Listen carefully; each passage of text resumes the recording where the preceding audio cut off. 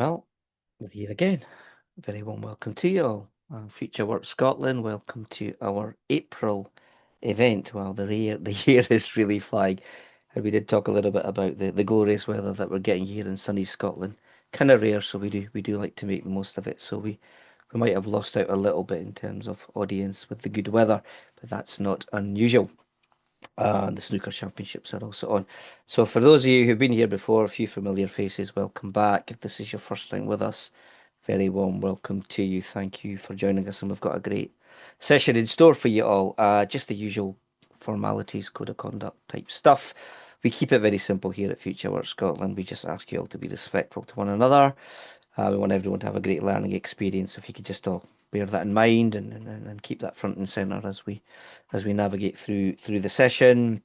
We'll do any community shout outs, etc., as we often do at the end. And with that, I'm delighted to welcome JP to Future Work Scotland. I don't think JP, you've spoken here before, but you've probably certainly attended ones in the past. We've known each other for many years. I'm sure many of you in the call are familiar with JP's work. He's been around for quite some years, helping teams to navigate organizational complexity. He's been a trainer for a long time, and as many of you know, he's a well-known face, or a well-kent face, as we say in Scotland, in the TBR community. So we're really looking forward to this interactive session today, and we've known each other over the years through things like the Agile London, LLKD before that, various other events. So I'm really thrilled that he's joining us as our guest for the April session. So I think at that point, I think I'm going to hand over to you, JP, to let you take us forward with what you have planned, and very much looking forward to it. Over to you, sir. Hey, welcome everyone. Can everyone hear me well? Yeah, all good. I've been having a few fun things going on my microphone of late, so I'm glad that that's working okay. Cool. Just as a little bit of a beginning, I'm going to give you a moment's pause, and I would like you to think about what's the most important thing you'd like to leave with today. So what have you come for? What's the most important thing you'd like to leave with? You spent a few seconds thinking about that. I'm now going to invite you to type this into the chat, but please do not send it. So type it, and before you hit enter, I want you to put your hands in the air like this, right? Because once everybody's put their hands in the air, then I'll get you all to hit enter at the same time. But please don't hit enter.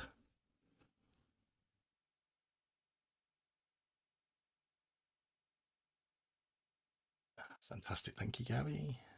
Thanks, Seth. Thank you, Sally. Thanks, Coon. If those of you who haven't got your cameras off, you could give me a thumbs up reaction on your cameras if you are typing.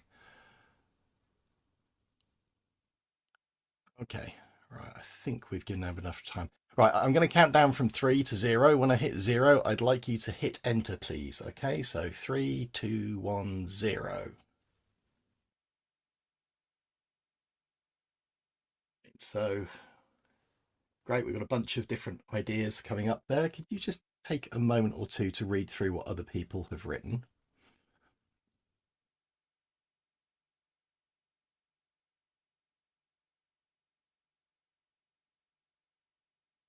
Okay, so question about TBR in general, some ideas about how others learn, stuff to do with participant engagement, a bit of a refresher of the principles, some tips and tricks, engagement. Excellent, looking for better ways to run them. Bring energy to the room. Okay, I'll do my best, Vicky, but it's late, so we'll see how this goes. Actually, we've got somebody sitting in the waiting room, so I'll just invite them in if that's all right, Seth. Okay, right. Now we sent out a thing asking people to bring a pen and paper. Has everybody got that? If not, can I give you 30 seconds to just acquire a pen and paper? Thank you, Serena. Daniela.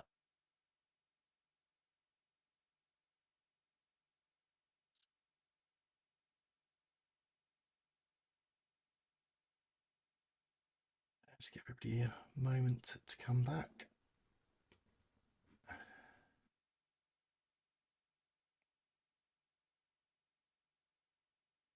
Fabulous. So one thing we often forget to do when we're in a virtual environment, we forget that the real world still exists. It's always got to end up on a whiteboard or something on those lines. Now, we are going to be using a whiteboard in a little while, but we're going to, just before we start off, we're going to do a little bit of origami. Okay. So it's nice and simple. It's not too complex. I'm not getting you to kind of build a crane or anything like that.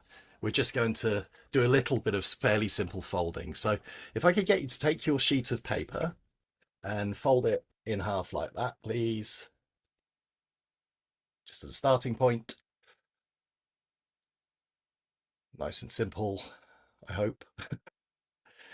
And then take like kind of the top third and fold that in a little bit like that. I'm doing an awful job of this, but might as well model the chaos. So it looks a bit like that. And then finally fold the other bit in. So it'll be a little bit like a letter Z or Z or however you want to describe it.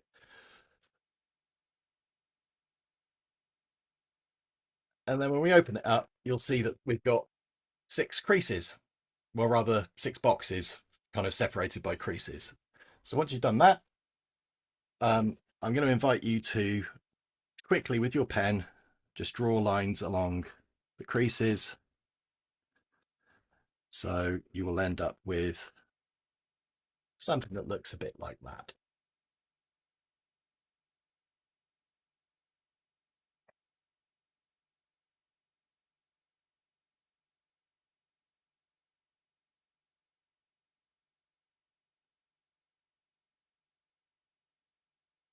Fantastic. Thank you, Gabriella. Right, so this is what we sometimes refer to as a graphic organizer, and we're going to be interacting with this. I'm going to invite you to do a bit of drawing, a bit of writing on this, and take some notes as you go along. So you'll hopefully capture some good ideas that you can take away into your future sessions. But to that end, before we begin with that, Sath, do you have the URL for the Miro board that you can share, please? You want me to drop that in the chat now, do you? To the chat for me, please. Yeah, That'd be I can brilliant. do that. I can do that. Right, folks, you should have JP's Miro in the chat now. Somebody wait in the waiting room. I'll let them in. So if you give that a go, just make sure you can access it. Right, back to you. Okay, so I'm going to share my screen just while I go through this, but you can follow along on the Miro board if you like. So let's just open up this. So I'm going to take you through 6 learning principles as we refer to them, which are 6 things that you can bring into your workshops, which will improve things like retention, but also engagement and so on. So they help keep energy up, and they basically generally help people keep on task. So let me just reveal my first window. Okay, hide all that. Thank you. Right. So the first one of these, and what I'm going to ask you to do is write a number 1 in the top corner of your sheet of paper, and you will see here that we've got a little shape of a person moving and the word movement. So if you can write down number 1, movement, and then you can either copy that or draw something that represents movement to you. You can copy that sort of stick person or draw something that's relevant to you that means movement.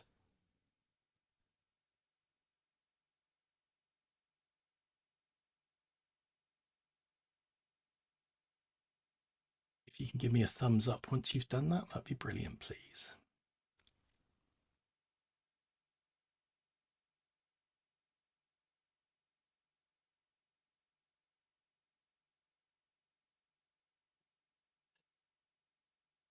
Okay, so there is a body of research that supports when we move that it increases certainly self-reported engagement. So people feel a lot more alert when they start moving around. And it's something that's really, really difficult to do in a virtual environment. Um, you can get people to stand up and sit down, but you've got to really consciously build it into it. I'm sure you've been in meetings where, maybe it's gone on for an hour and a half, and by the end of it, you're feeling very lethargic because not much movement's happened during it. You've just been sat in your chair on a Teams call or a Zoom call. So there are things that you can do. And one of the things we're going to try right now, which is take a moment to think about how you could integrate movement more into your sessions. Once you've done that, again, you can give me a quick thumbs up, physical or otherwise. Okay, thank you, Gabriella. All right, so let's try something. Now, let's just imagine that you were going to write what you were thinking about on the ceiling. Now, not with a pen in your hand, but with an imaginary pen. So I'd like you to answer the question, how could you use more movement in your sessions by pretending to write on the ceiling? So reach up, stretch as high as you can, pretend to write on the ceiling now. How could you use more movement in your sessions?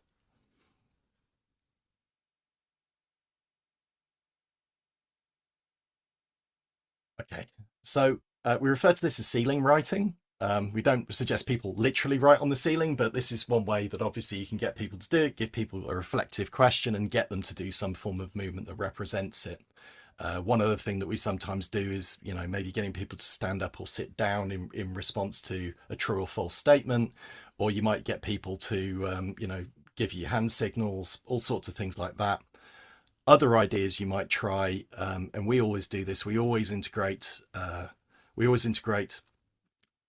breaks within sessions that we do at least every hour, if not more frequently, but give people tasks to do. Because one thing that happens oftentimes in breaks is people will then dive into their email, start messaging people on Slack or whatever it happens to be. That doesn't give you a break. So set people a task to go, for example, and go and find an object that relates to something you've just been discussing, or maybe even stick a post-it note on their fridge, because unless they're actually doing it from their kitchen, the chances are they're going to have to move to do that sort of stuff. So you can be quite creative with these things, but consciously integrating movement into your sessions is a really good way of improving people's engagement and alertness. Okay, so let's move on to our second principle. So you can write the number 2 and word talking and something that represents talking. I've just got a speech bubble. You can copy that if you want, or write something else, draw something else.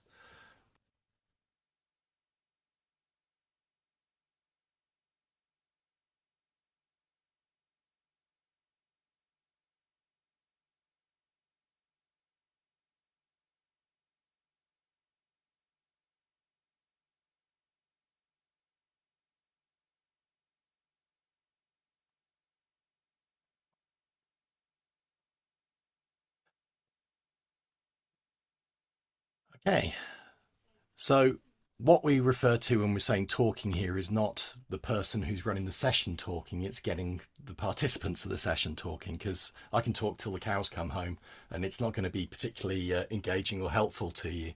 So when we refer all of these different principles, they are from the perspective of the experience of the learner rather than, or the participant rather than the person running the session. So I'm going to ask Sath to open up some breakout rooms quickly, which I'm going to invite you in small groups to discuss how you can introduce talking more into your sessions, so getting people to discuss and chat in sessions more readily. So, Sath, have we got the breakout rooms open? Ready? Just about to do it. I'm thinking you got 12. You and I are not going to join them. So do you want 4 Let's do rooms? do groups of 3. And if you don't want to join the breakout rooms, it's okay to just kind of hang back, but it So would I'm be, going to create 4 rooms then. Okay. yeah, yeah. Okay. I'm going to take the hosts out. I'm just creating those now. Some of them might end up being groups of 2. Right, those should be open now. So you should all have an invitation to join a group.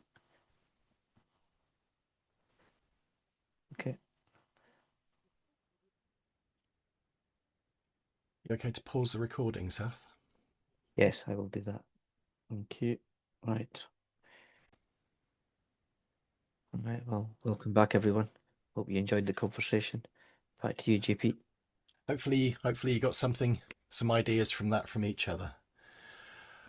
Okay, next box. If I could get you to draw a number 3 and a writing, or the word writing and something that represents writing to you. I've got a marker there, but you could do something else if you like.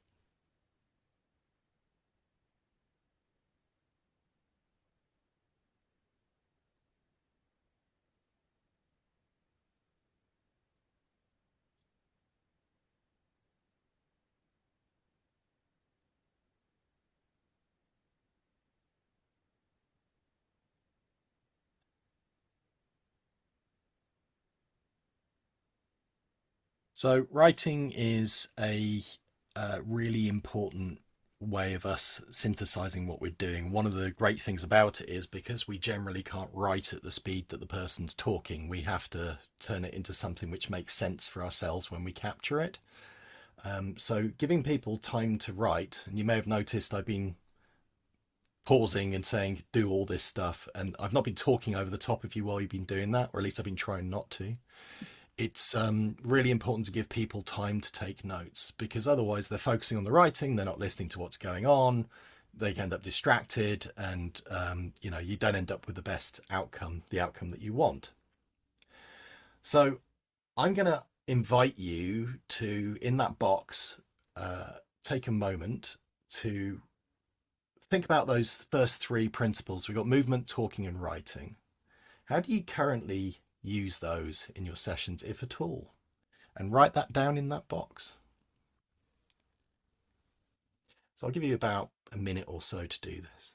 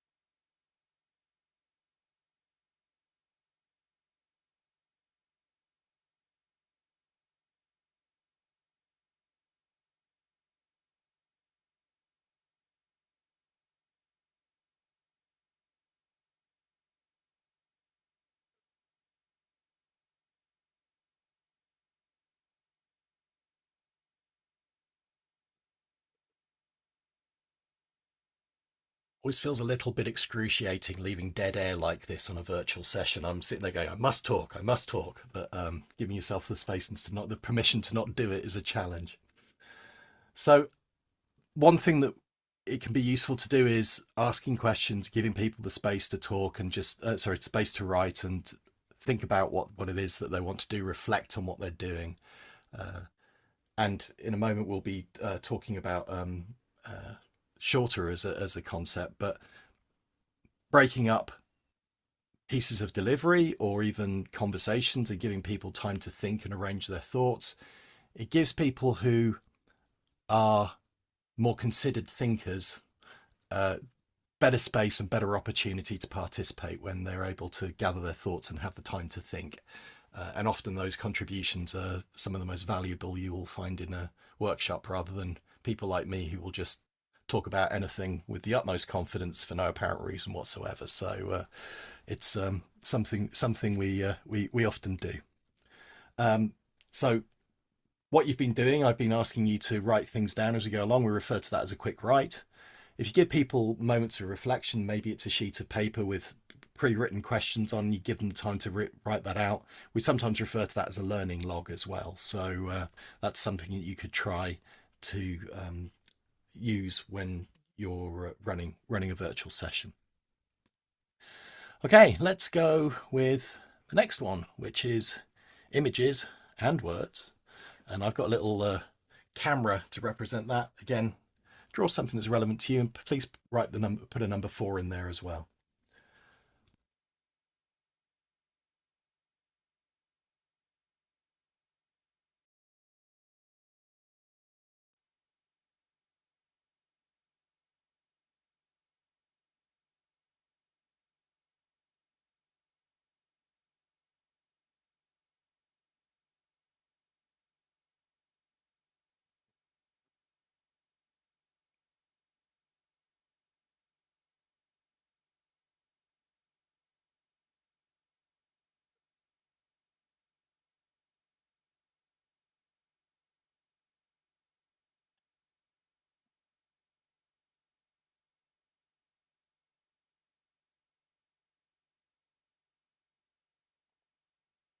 Got Sath is like the most amazing artist, so he's probably doing something incredible back there. But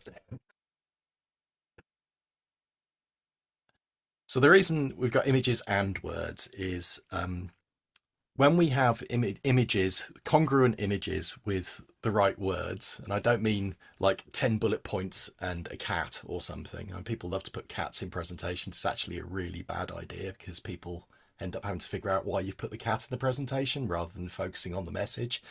Um, but, you know, we still do it. So having something which is congruent as like a group of you know, maybe like a diagram with labels on it pointing to the right pieces, that stuff's a lot more memorable than either images or just words alone.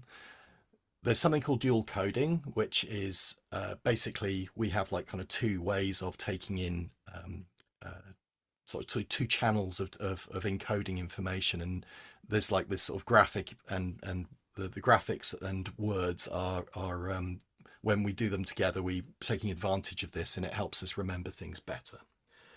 And I'm not going to get you to do another images and words thing here, but you are literally doing this as we go along. I'm getting you to write down words and put images next to them, and I'm trying to get you to come up with congruent images. But getting people to do something quickly to do with an image can, you know, drawing something that represents, and it doesn't even necessarily have to be as graphic as this. It could just be, you know, stick people, little squiggles, whatever it happens to be, something that allows people to process it in a more deeply in a different way and combine it with words. So, as I mentioned earlier, what we're doing at the moment is something called a graphic organizer. Um, Good candidates for graphic organizers, if ever you have to work with like a process diagram, and normally you'd give people the handout with the process diagram and everything filled in. How about giving them the process diagram with nothing filled in and then taking them through and getting them to label all the relevant bits and take notes about it as they go along? That's like absolute cheat mode, getting yourself a graphic organizer. It's the simplest way of doing it. Yeah, there's lots of, if you Google graphic organizers, you'll find dozens of examples, but that especially in some of the industries we work in, like taking something like a flow diagram or a process diagram and getting people to annotate it is a great way of getting ourselves graphic organizers. Okay, right, so let's move on to the next one. So this one is shorter. So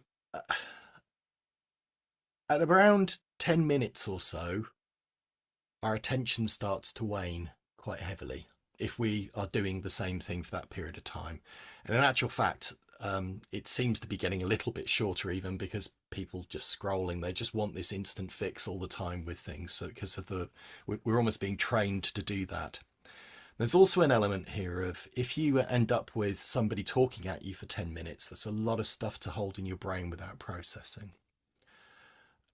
So yeah, you know, something to consider. I just realised I've been talking over the top of you rather than letting you draw and write. So I'll give you a moment just to write this, and then I'll carry on with what I was saying. Got a bit enthusiastic.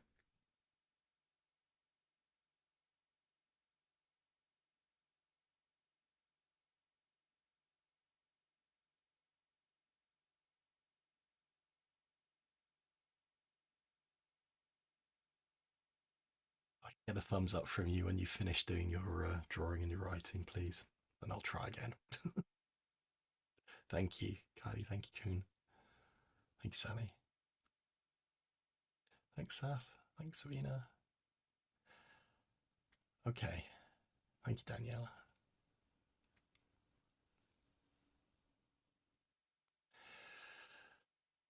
Right. So the more that we information we give people, the more loaded up our working memory becomes, and we need to give people the opportunity to process that. This is sometimes, well, what we refer to as cognitive load, which is, we have the initial load, and we've got to somehow commit that to long-term memory. And if we give people massive segments of content, or do like lots and lots of really idea intensive stuff without giving people breaks, then we're not going to get the outcomes that we want. So as a rule of thumb, try not to go longer than 10 minutes of doing something like that without kind of breaking it up a little bit. So one way that we can do that is by getting people to do what we refer to as an active reflection. And I'm going to ask you to do that in the chat window now. So share your top insight so far from the 5 principles that we've been discussing. What's the kind of thing that's resonated most with you? Just pop that into the chat window, please. And you can hit enter whenever you like. I'm not going to ask you to do the hands in the air thing again.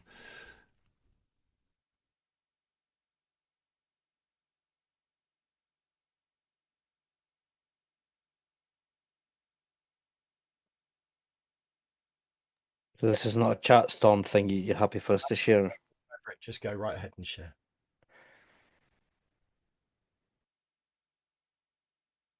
Okay, so ceiling writing's also moving. Yeah. And actually you can even get people doing stretches and stuff as well. So that's like a meaningful stretch, but getting people to do stretches, you know what it's like when you've been sitting for a while and you do this, you suddenly feel a bit energized. That can be quite a good thing to do. Keep people participating, get people engaged. Cool. Build movement into online workshops. Short chunks, small chunks. Okay. Right. So coming from the breakout room, how to engage introverts versus extroverts. Yeah. And we've always got to be a little bit mindful of that.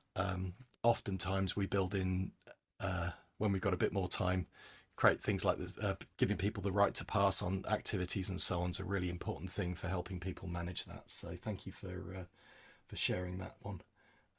Okay. Notes in the grid as well. Well, there's method in my madness for that one, Sabina. So hopefully you'll see the additional usage of it.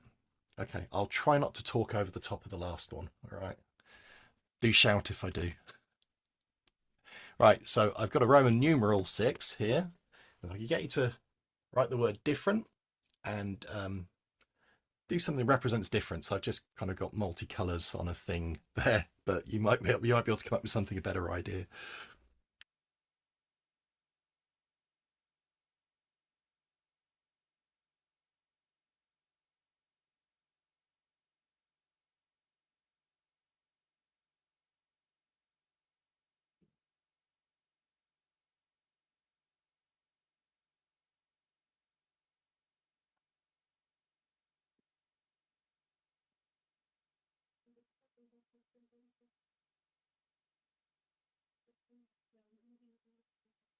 Okay.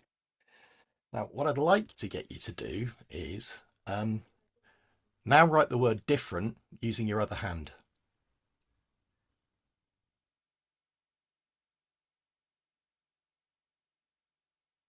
If you're okay with doing that. I know On the every little time. square, surely. So I've no space.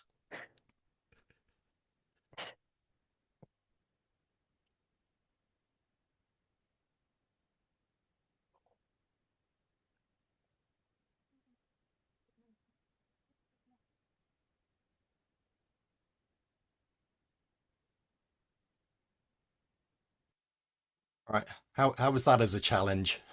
I'm never sure whether my dominant hand or my non-dominant hand actually gives me better handwriting. My handwriting's that bad, but yeah, challenging indeed, indeed. Um, who here drives? You drivers? Yes, no, yeah, we'll drive. So you ever have that kind of experience where you're driving along the motorway and you just zone out completely, and then you suddenly start paying attention, and you've been driving for 4 or 5 minutes, and somehow everything's okay. You had that? Or maybe you're walking home on a route that you're really familiar with, and you just suddenly you're at home and you're like, well, how did that happen? I wasn't really paying any attention. So um, is a part of our brain called the reticular activating system, which just sits at the back here. And it's kind of our autopilot. We get bombarded with so much information that we have to filter it out. And the stuff which is just not interesting tends to get filtered out. So if we're driving along a really boring piece of road and nothing particularly interesting is happening, well, the reticular activating system says to the rest of the brain, you know what, I've got this. You can just not pay attention.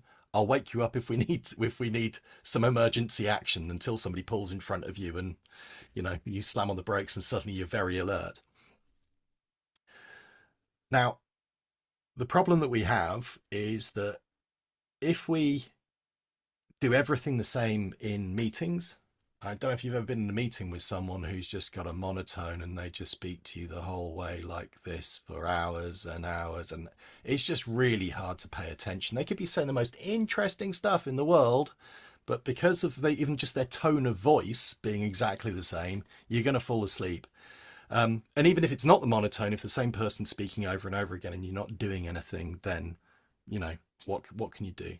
So introducing some difference in what's happening. So not always sending people off for doing pairs in breakout rooms, not always getting people to use sticky notes on a whiteboard or whatever. You're going to keep people interested. Now, don't overdo this, because you don't want it to get to the point where the novelty of what you're doing is actually more interesting than the message that you're trying to deliver. You have to find the right balance for it. But injecting difference into what you're doing will increase people's engagement, because there's less risk of them going into that autopilot mode. Okay? Seem fair enough? Good stuff. Right, Sath, I need you to be creating me breakout rooms if you haven't already done so. Um, Doing I'm it gonna now. I'm gonna How bring many, how many do you want? Same sort of thing? Different groups? how many we got? I'd say two groups. Two groups. Two Um, groups. Okay. yeah, Okay. two groups. So I'm gonna say in a moment we're gonna send you to breakout rooms for 7 or so minutes. I will put a timer up on the Miro board so you can follow along. Now, your sheet of paper. Anybody fancy showing the sheet of paper to the screen? You can see what they're looking like. Cool, loads of notes on them. Brilliant, fantastic. Oh, it's the problem with blurred backgrounds. They tend to hide them, but I'll take your word for it, Sally. Looks great. Cool, fantastic. So I've opened up a space on the whiteboard. If I can bring everybody to me, so we don't actually have everybody on there. Can Sath, are you okay to reshare? Want me to share that? Yeah, I can do that. I'm just going to reshare the Miro link again, everyone. So you'll find it in the chat for anyone who missed it or was looking for it again. And actually, that's not going to be much use. So yeah. So bring everybody to me. So this area here, you'll see, so there are some instructions. So these little G links in the corner, they're links to Google's six-sided die. So there's a built-in die in Google. So this is a link to it. So what we're going to do is send you to breakout rooms. Each of you will take it in turns to roll the die.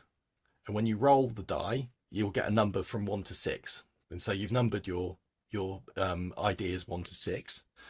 And you will explain the principle very briefly to the group. So 2 or 3 sentences. If you're stuck, it's okay to ask for help. And then once you've done it, you can choose the next person to go. All right. So just a quick sort of recap thing for the group. Everybody should have a go once. So you don't have to have multiple goes on this. We'll give you about 6 or 7 minutes to sort this out, and then we'll bring you back. Now, you'll see this step 3. Once everybody's had a go, this is what we call a sponge activity. So if everybody has had one turn, move on to step 3. It's an optional one if time allows. Okay, is that all right with everyone? Okay, so everyone has one turn. And the group decide who goes first. Roll the die, and then yeah, I mean you've got the instructions there, so follow that. All good. Fabulous. Uh, right, so I'll just Sath, are you I'm ready when you are. Yeah, all good. yeah, Okay, ready? opening rooms now, folks. Cool. Oh, the two rooms.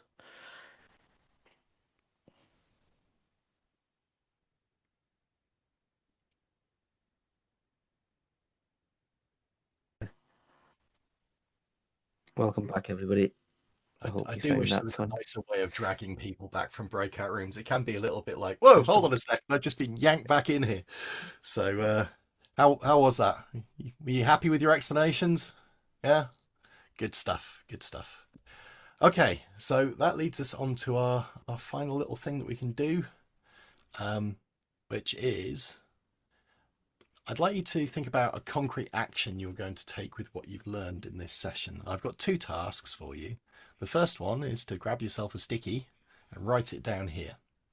So there's a stack of them, you can just grab them. Somebody can steal that one that I've put on there.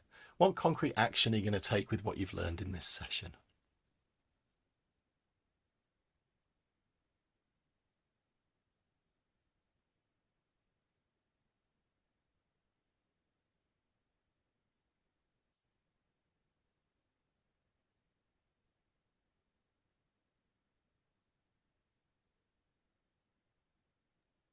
Oh, I just closed the mirror. Can somebody paste the mirror again in the chat? I'm so sorry. Thanks.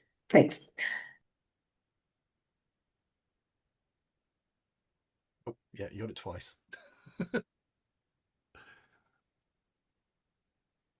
Oh, did you share it too? Okay, all right. You were quicker than me. See, quicker off the draw.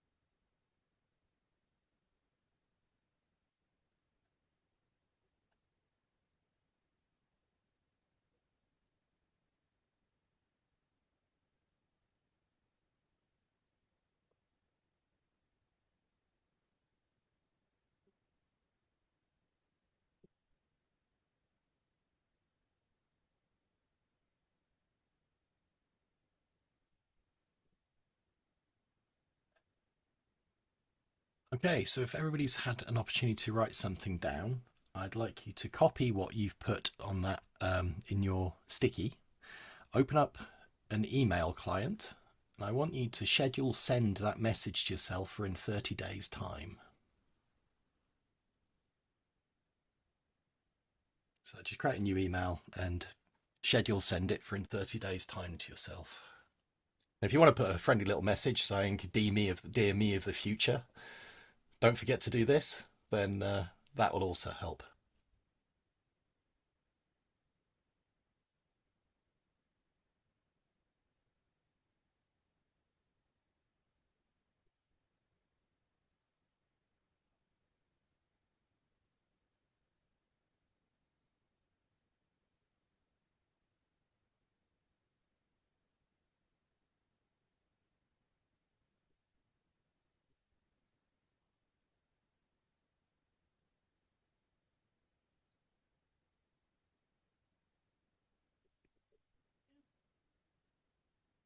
Okay, if you've done that, could I get a thumbs up, please? Thank you, Serena. It'd normally be the last thing that I'd ask people to do is open up an email client in a virtual session, but we're towards the end of it. Thank you, Kai.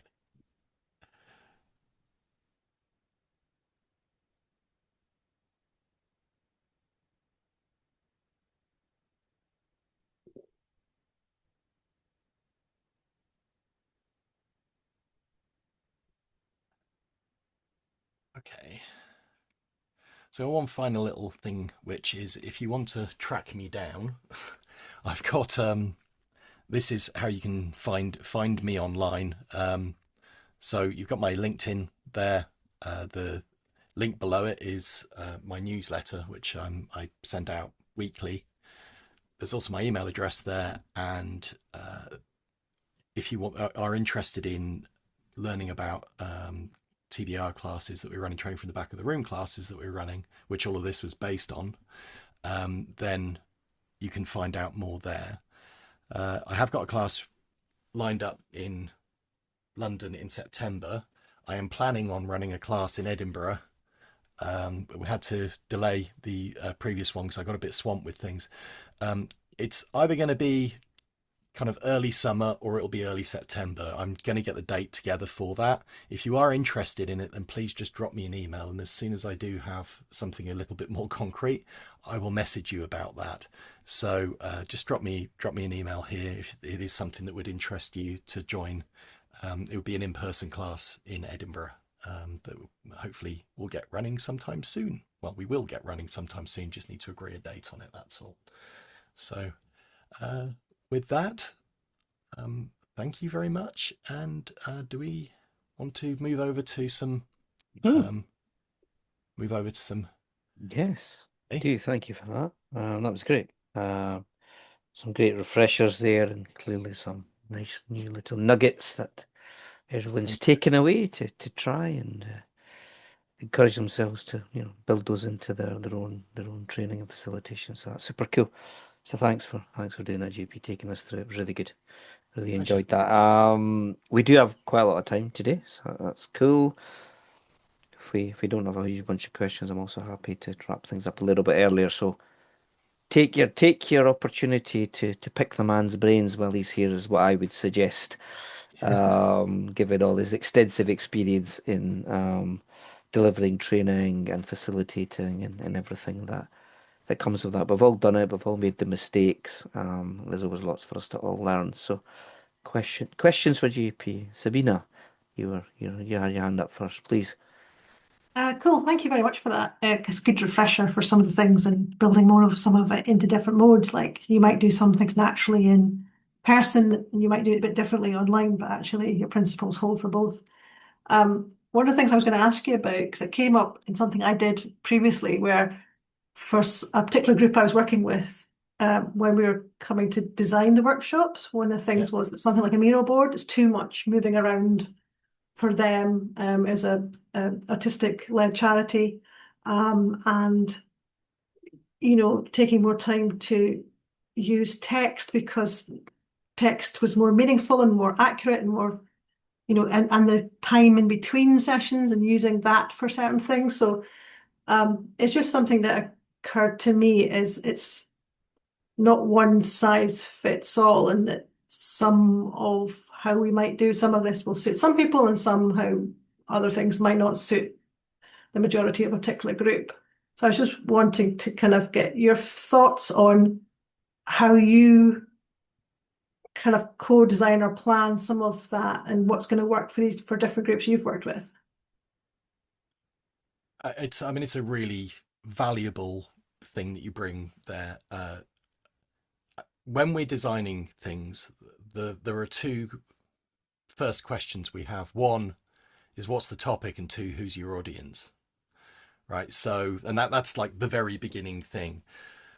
And you're quite right that one size doesn't fit all. And so if I was doing something for a specific group, then especially where I might have my own blind spots on that, by the way, then it's very much a case of speaking to the relevant stakeholders. And I recently attended a great training where the person said, look, fall in love with the problem, not the solution, which I think is just an absolutely great way of framing this. Sometimes actually we'll have a solution for things and we're not solving the particular problem with it, but we're so enamored of the solution that's the case. So speaking with people, and if you have any initial concerns yourself that maybe you need to get some feedback, then getting that feedback. One of the ways that we do that is by visualizing what we're going to do ahead of time. And in actual fact, I can share with you not the one for this session, but one for a very, very similar session that I did for a group of change managers, where I talked through the thought process of how, it's a little video of how I talked through the thought process of how I came up with this, just to give you a bit of an idea. But if you come up with a well, in TBR parlance, training for the back of the room parlance, we refer to it as a 4Cs map. If you come up with that map and you talk people through it, you can get feedback, and you don't even have to have created the content at that point. It's literally, this is what I'm thinking. How's this going to work for you? And that then allows you to address some of the things that might be an issue. I mean, as far as things like, I did actually run this session with a very large group, and I think people got a bit overwhelmed by some of the cursors, so people can turn the cursors off, but maybe it's not the right tool. You could use something like Padlet maybe for doing some of these things. It might be a little bit less busy with some of the stuff that's going on. There's always ways and means of coming up with something which is more appropriate for the audience that you're working with. I'm sorry I don't have like a, yes, definitely do this, because it always depends on context. But I think even just being able to visualize what you're about to do and talk it through with, representatives from the group would help you get valuable feedback of, actually, no, that particular activity you've got planned there is really not going to work well with this group. We need to rethink it. Does that help, Sabina? Cool. Thank you. Any more questions for our speaker? If you don't want to come off mute, there's no pressure to do so. Feel free to drop it in the chat as well. We're happy with both approaches. So if you want to drop your question in the chat, I'm happy to. Yes. To Question from me. Hi. The thing that I posted in the chat was about the expectations at the beginning, was that I was looking for how to avoid some pitfalls. I think a big pitfall for me is the different part. How to be sure that you don't always fall into the same type of activities. We recently reworked a training which used to be a typical classroom training, where we applied groups where people rotated from one facilitator to another, and they had to discover the material themselves, discuss about the topics. But the thing is, you easily end up having always the same pattern applying, giving them some visuals and then discuss about it, or give them a poster or whatever. How do you avoid these kinds of pitfalls? So specifically around different, generally speaking, I mean, I'm going to go back to the visualization of it. It's actually doing, once you visualize what your plan looks like, is basically surveying it before you then go further in. That would be the starting point. Then it's a case of having an awful lot of tools. I mean, with what you're describing, Kuhn, it sounds like you've got basically a bunch of concept centers set up. So you have like a bunch of table centers and people going off and doing various different activities. Yeah, I mean, not doing too much of that, but even then making sure. So, sometimes when we do that kind of thing, you might have it so one of the tables has got a card game on it. Another of the tables has got just some discussion piece where people have a bunch of questions that they're meant to be talking about. And then another one of the tables might have something which is like a written exercise. And so when they're working around it, they're getting three very different experiences whilst they're going around that, even though they are rotating around it. Yeah, and your imagination can go wild with that. If you were then to deliver every single piece of content that way, then yes, that's going to get very samey. So the additional thing is just make sure you've got lots of things in your repertoire and go-to things for go-to activities for dealing with things. And again, providing they're congruent with what you're trying to teach.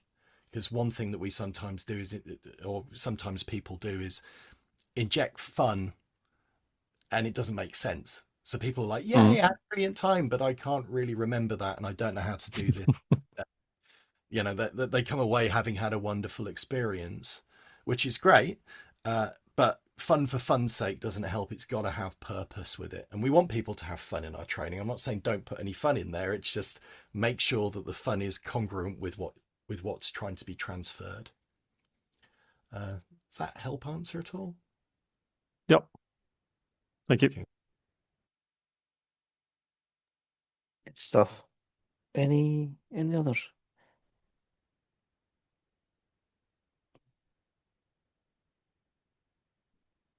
No, I was don't be just shy. thinking about something some of my groups asked, and maybe it'd be helpful if you had a view on that to share with everybody, which was just about introverts and extroverts, where the talking bit, I wouldn't always try and encourage someone who's really reticent to speak, to verbalize in an oral way. But if you've got any thoughts to share about that I think there's a couple of people came up a couple of times in our breakouts.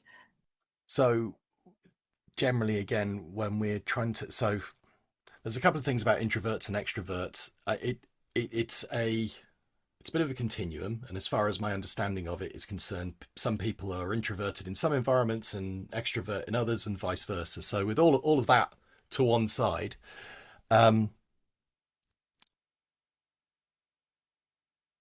they're building a safe learning environment where people feel okay talking and can participate or not is the key part of that. We've got ambiverts in there as well, which bangs back in the middle. Yeah, thank you for that kind of. Yeah, building a safe learning environment and consciously doing that is absolutely key to that process. So normally, when we've got a lot more time, then we'd start off by providing people with space to think, plus also something very safe to talk about. So rather than putting people on the spot, it'd be like, look, we're going to invite you into going into, small like breakout rooms, pairs or something, and have a conversation about, what you already know about this topic or why you are here. What are you bringing? What do you want to get from it? So very much like that very first question I asked you.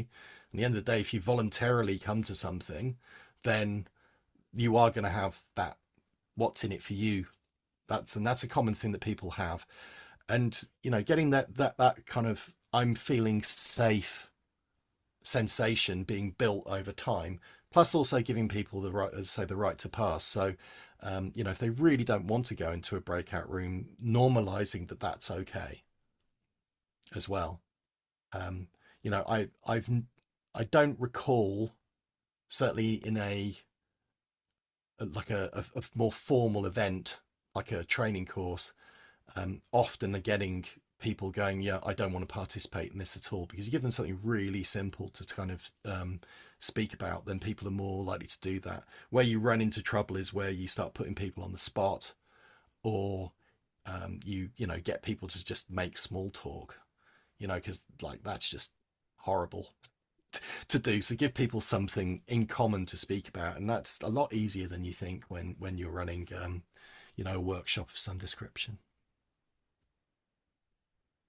But yeah, the right to pass is a really important thing as well. So, and being really conscious of that. I mean, the right to pass also comes with consequences as well, which if you're not participating in a particular activity, then you're not participating in it, and so you've got to be we're all adults. You're taking responsibility for not participating in that, so your voice won't be heard.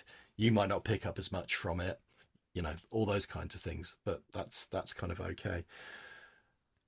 Kind of, I guess, going a little bit back to your question earlier, Sabina. If your audience generally is quite introverted as well, it's like, well, what other ways can you get at people expressing themselves using things like the chat window, outputting things on onto post-its or whatever as well, to share their ideas. It's no one size fits all though. Okay. Callie, you've got your hand up, waiting patiently. Just to add, it's actually in the same topic, because I'm just to go a little bit deeper on it. I'm sure we've all run into the situations where we've got a class where about 30% of the people are participating and others just are silent. You don't even know if they're there. And in some ways, I kind of just know sometimes that happens. It's that, sometimes it's technology issues or just cultural or anything like that, but it's frustrating for other people in the class who, the few people who are actually participating sometimes get frustrated because they're doing all the work or they're doing all the talking. Do you have any tips when you've come across that, or any tricks for that? So there's a few ways of working with this. And as always, context is king. One is put all the chatty folk into a breakout room with each other and have all the folks who are not so forward in with That's groups a good one. and consciously do that. I've done that a couple of times down the years where I've had exactly that. And sometimes it can actually be hidden power dynamics that's driving that, by the way. Yeah. It'd be got a bunch of senior leaders, and they may not even be in senior roles. They just may be like the thought leaders of a particular group who are super confident, super smart, and all the rest of it. Super confident probably being the first and foremost thing, really happy expressing themselves. And that then stifles the oxygen from everyone else. So that's one way of kind of inviting some participation. Another one is, you can do stuff like getting people to, well, make participation a little bit fun. So one thing that we sometimes do is something called a virtual ball toss. So you give people a moment to sort of think about an answer to something quite straightforward, and you say, well, look, in a second, I'm going to throw the ball, but if you want to catch the ball, I'd like you to kind of make a hand signal to me. And that's basically saying, look, I'd like to participate in this. And you throw the ball. So Sath catches the ball, says what he wants to do, offers the ball to someone else. And sometimes doing stuff like that, because it's a little bit whimsical, can break the ice and get people involved. And you're keeping it topic related because it's about something relating to the session. There is a body of research about calling people out. And what I mean by that is going, oh, Gabriella, we haven't heard of you in a while. What's your thoughts on this? I would maybe lean into doing that a little bit once you were very familiar with the group, and people were a bit more comfortable, but hopefully they'd be talking anyway by that point. But yeah, I definitely wouldn't be kind of trying to call, say people's names and just put them on the spot. It's just once you start to do that, it starts to normalize people kind of paying a bit more attention and so on. But it does come with its risks. And, usually I hear about that in the context of university professors who've got the same cohort of students for a whole semester doing it to kind of build in this, you need to be paying attention. You could get called on at any time kind of thing. So, maybe in our context, it might be a bit more of a challenging thing to do. And if you've got a whole group being quiet, then there's always let's have a conversation about this. Why are you all being quiet? Thank you. That's helpful. Yeah. One final thing as well is if you've got like a particular group, like maybe 3 or 4 people who are just constantly not really engaging, when you open breakout rooms, you can always hold them back and have a conversation with them. That's another kind of trick that to do is like send everybody off to the breakout rooms and just say, hey, I'm just checking in. Is everything okay? What's going on? How can I facilitate participation and all that kind of thing? Whatever questions you feel you need to ask. And then you're doing that kind of in the class, but not in front of the class. Nice. Sally, that's a few ideas for you. Oh, nice one. Great stuff. So I hope that was helpful, Sally. We've still got a few more minutes, so we can certainly take 1 or 2 others if there's any other burning questions that anybody wants to ask of JP while we have him.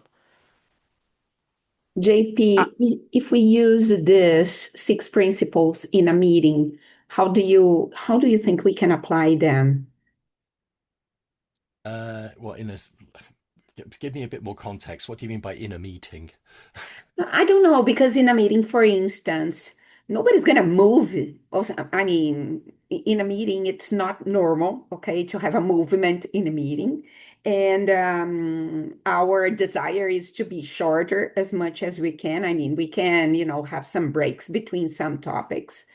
But how can I, include some images, or how can I be different in a meeting and using this kind of principle to, keep people in, I mean, it's not a a topic that we're going to share or something that somebody's going to learn. It's not, but it's a normal meeting and we have to drive and we have to get engaged from them because, if you can, let's say, bring something to the table, that's why it's a meeting. Otherwise, it's going to be a email and then we're going to share this information. So what do you apply in a meeting in this context of a boring meeting, a regular meeting? So I actually think there are plenty of opportunities to get people moving around with stuff, right? So I mean, in an in-person meeting for sure, because you can go and grab people and drag them around a whiteboard, right? And you don't have to be the person with the pen. It's like let's gather around the whiteboard and talk through some ideas, and that in itself is different. And the short part of it is if you're chairing or facilitating a meeting, which is maybe somebody is presenting something, is being mindful of the time and saying, right, well, you've been giving us facts and figures for the last 10 minutes. Let's take a moment to process that, come up with some questions for you, and maybe we're going to ask you some questions around that, or whatever it happens to be. What insights are we going to generate? What are we seeing that maybe you're not explaining in the figures that may help with interpreting it? There's lots of ways that you can use this stuff.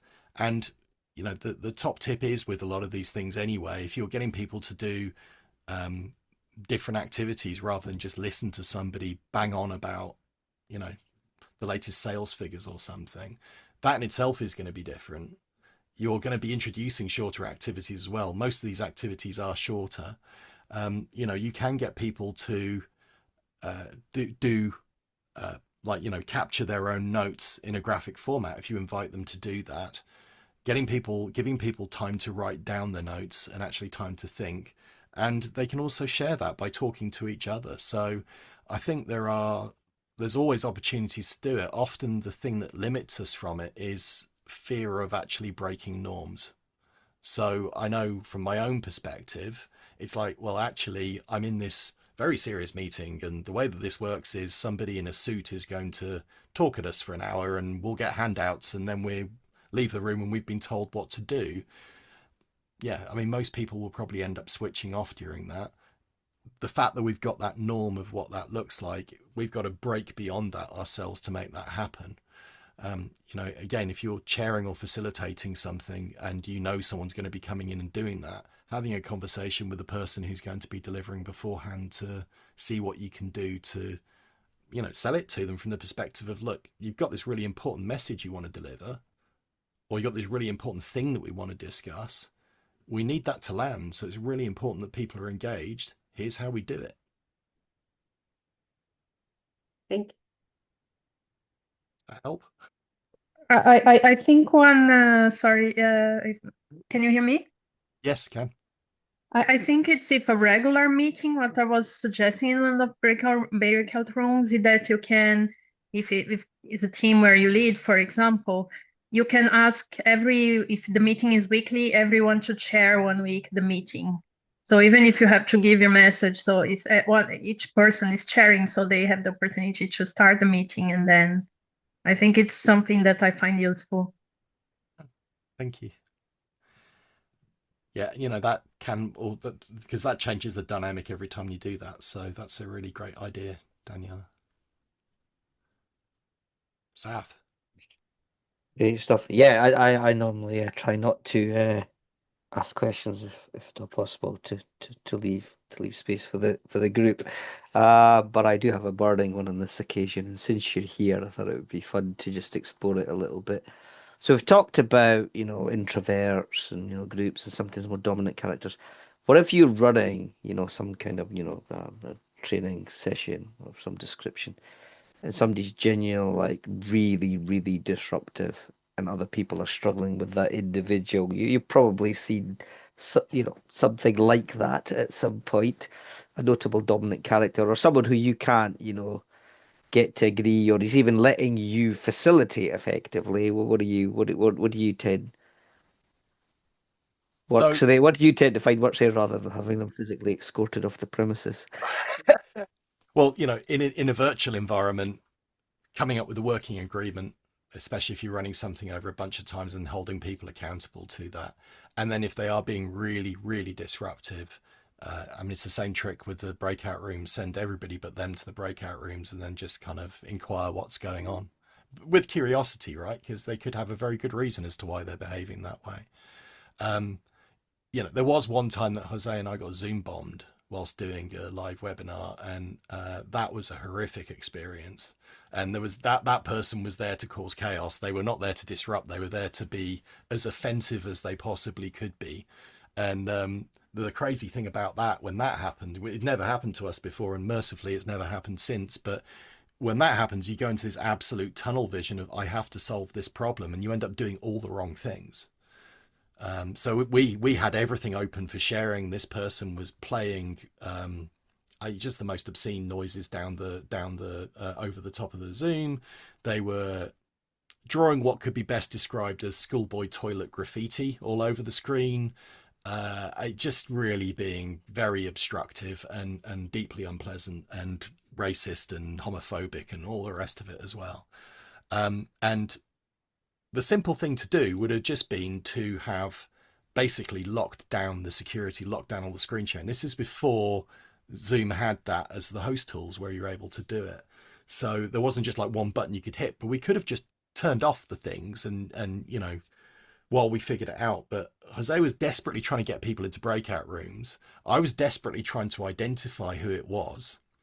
And as luck would happen, they just happened to choose the name of somebody we knew really well. And so I knew what their profile looked like, and the person who'd chosen it didn't have the right profile picture. So I knew who to kick, but I mean, there was probably it felt like half an hour, but it was probably, 30 seconds to a minute where this was going on. And we were just paralyzed with just trying to do what we thought was the right thing to do rather than what was actually the right thing to do. So, I just hope that never happens to you, but the Zoom security is a lot better than it was. Yeah, no, you've mentioned that scenario before, and it does sound pretty unpleasant. And I think it does make you think. I mean, in some cases, that's probably even harder to deal with in a virtual type kind of environment where there's lots going on, and you might not necessarily know who you're looking for. But obviously, if it's a physical setting, somebody's clearly there being difficult, and you can take them aside, have a word, or have a conversation at the next coffee break or whatever. So Yeah. no, it was always interesting to hear because you've got such extensive experience. Well, You must have seen all sorts. Well, I mean, another one, and this goes to people who are particularly, who are wanting to share their opinion an awful lot. We were talking about how do you invite other opinions in, and I got this one from Judy Reese, which was Duty, something I can't remember the exact wording she used for it, so I might have it slightly wrong, but it's something on the lines of who has a different opinion to share, or it's using that word different because then it's like, well, I want to hear from somebody else without doing it. I may have completely destroyed her wording on it. I'm sure she had a brilliant way to do it, but I just remember being very impressed by that as a particular question. So something along those lines. So if you see this, Judy, and I've got it wrong, I apologise. No, all good. Well, Judy might watch the recording at some point. We don't know. So with that, I'm gonna start bringing us to a close. I think we've had a fantastic session. I think you've admirably answered a whole bunch of great questions from our group. Thank you to everyone for attending, joining, and participating as always. And thanks again, JP, for being our guest for April and bringing an engaging session and reminding us all the things we need to keep thinking about to deliver effective sessions and facilitating and keeping ourselves on our toes as we look to do it as effectively as we can. So thank you again. It's always nice to see you. It's been a while, my friend. Right, we've only got a few minutes left, so thank you all again for joining. We do have a session for you in May. It's with Tom Gilbert, actually, which is fab because some of you might know Tom or would know Tom because Tom's work's pretty extensive. He's been in the industry many decades. He's been an admiral consumer contributor rather for a very long time, and he's a regular here, so he's often contributing and sharing, from his own extensive body of work. So we had a conversation, and we thought it was about time we had Tom along. Of course, he had quite a lot to select from. So we had quite a nice conversation trying to distill it down to something we thought would be different and a little bit new. And excitingly, Tom will be presenting a new talk on ends and means, which is actually a new body of work, but also a brand new talk that he's delivering. So he'll be delivering it here for the first time ever. And he's due to then be delivering it, I think it's a Berlin-based conference the following day. So, if you want to be one of the first people to see that, then definitely worth getting along to that. I've shared the event listing in the chat. Also, just we've still got everyone. Don't forget Lean Agile Scotland if you're obviously, looking for a good conference. It obviously is an in-person conference if you're, interested in that. A lot of our community are Agile practitioners of various descriptions. So that's always a popular conference. So don't forget that tickets are on sale for that. So even if you can't get along yourself, maybe share it within your organisation or let other of your friends and allies across the community know that Agile Scotland is open for people to book their place before we miss out. And thank you, Gabriella. And I think that's it. And we've got a minute. Does anybody have anything else they would like to share with the group? Anything interesting coming up? Maybe you're doing something yourself. I'd like just to say thank you for staying Cool. late and joining us, or joining early from so far, Gabriella. So, and thanks, Sath, for and Donald as well for putting this on and arranging it. It's very appreciated. Happy to do so. Another great session. So thanks for being our guest. So with that, thank you all. Enjoy the rest of your morning, afternoon, evening, wherever you happen to be, and we'll see you again soon. Take care, everyone. Thank you. Thank you. Bye. Bye. Thanks See you again, folks. guys. Have a See you nice day. later. Bye.